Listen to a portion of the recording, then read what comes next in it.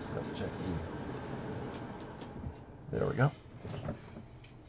All right, let's get this party started.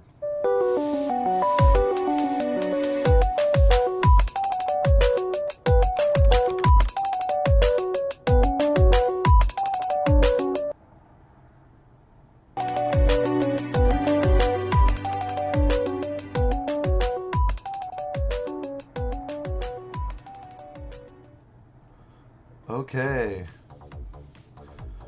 So once again, we have our winner for this week. It's going to be Mosa. Congratulations, Mosa. You have your Bitcoin on the way right now. Please enjoy. We're going to cut a little bit short today. Apologize I'm late. I was a little bit busy. I was taking an exam. But we are doing quite a bit better now.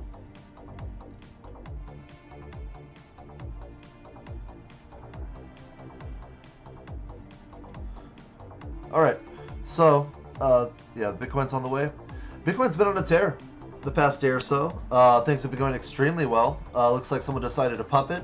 And along with that, Ethereum and all the boats rose. Just taking a quick look at it real quick. Yeah, so this is the drop a week or two ago. And we've slowly just recovered. Someone's been poking it down, but today we broke through just a little bit. Hopefully that continues. If not, it's not a big deal. We just passed the, I believe, the 5-month mark of the halving, so which is always going to be on the 11th of each month. So there we go. And not too much to say. Still making about the same amount. Again, all the platforms that I use are doing amazing well. Still making about $11 a day. Crypto.com, Free Bitcoin, among others. All in the links in the description below. All right, so today we're going to be talking about stock to flow.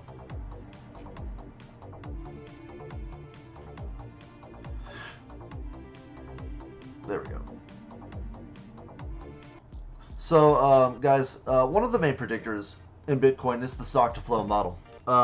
There are several competing theories about the value of Bitcoin and why it's going up and why it's going to continually go up.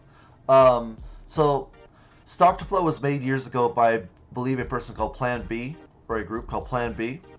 And since then, other people have made their own versions of it, you know, that sort of thing. And so essentially what this shows is every 4 years, Bitcoin, the amount of Bitcoin that is printed halves. And so what you're going to see is that every 4 years, there's kind of like there's the stock to flow value, and then its realized value basically meeting it. So essentially, if you look here, this is the first one in 2013. It goes the stock to flow value went straight up, but the realized value did not catch up until about a couple months later, right? And then that's when the feeling of missing out hit, or the FOMO hit, and then the price shot up and went down. At this time, I was running supplies in North Hollywood and that sort of thing. So I remember listening to this on the radio way back. I just graduated college, was finished working for the Mouse. Interesting time. And so, and once, if you notice the data, when it hits, basically when it hits the live data, everything adjusts to meet. So the data realizes itself as the chart progresses. So if you notice, for example, in the last cycle, starting in 2016, this is about when I got in, right?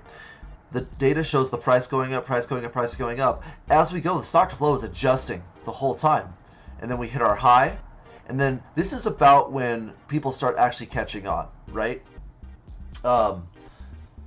During our lull, when Bitcoin Cash was forked from Bitcoin and that sort of thing, and the price went down, the stock to flow is actually going up. And the price eventually catches up to it, even with manipulation. So that was pretty neat. So, you know, you can kind of take a look. I'm going to zoom in at our current predicament. All right, so the larger lines are going to be the years as they pass by. To January 20, October, there we go. So this is the year mark right here. I honestly believe we're going to be, this is my opinion by the way, is that we're going to be at around 15 to 20,000 by Christmas. Assuming that some massive manipulation does not take place. They're already having trouble pushing us down to 10K at this point, when it used to be 3K only a few months before. So that's just a really good sign.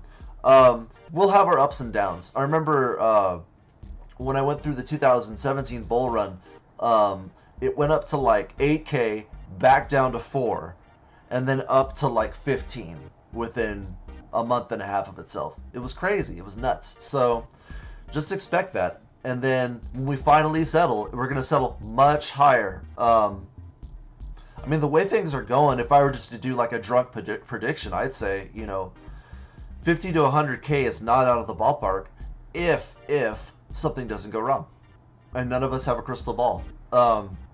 Again, stock to flow, one of the biggest models. It's kind of like if someone gave you a roadmap of where Amazon was going to go during the dot-com bust when I was like 10, like if someone just said, oh, by the way, Amazon's going to survive and here's why we think it will. Oh, okay, cool. Put $5 in, make it, who knows? So essentially, yeah, so this is the realized data and the unrealized data, right? And the color will change. The color doesn't matter what momentum Bitcoin has at the moment. It literally is just how many days until the next halving. Some people believe that our cycles are lengthening. Now, Plan B actually has a thread on this on his Twitter feed where he talks about how, well, lengthening cycles and stock to flow can't necessarily cooperate together. And I was like, okay, well, that's interesting. So it kind of has to be one or the other. And their take on that is that, it's just going to be different every cycle and it will wibble wobble.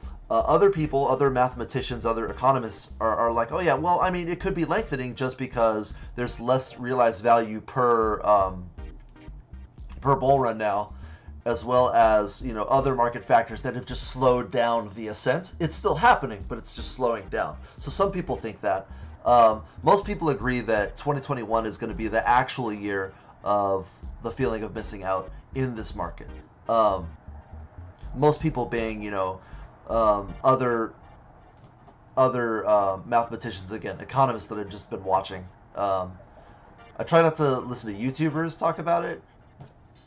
Here's my sign. But yeah, no, it just is what it is. It's just very simple. Again, it's a fixed supply, and it cuts in half every 4 years the amount that is produced on a daily basis. And so that's why stock to flow seems to work for Bitcoin pretty well. There's also stock to flow for things like gold and diamonds as well. It's just that they don't know how many there are, so it's not as effective. And so they're more prone to manipulation and things like diamond cartels and that sort of thing. So it just is what it is. They can manipulate the value and the futures price becomes the price.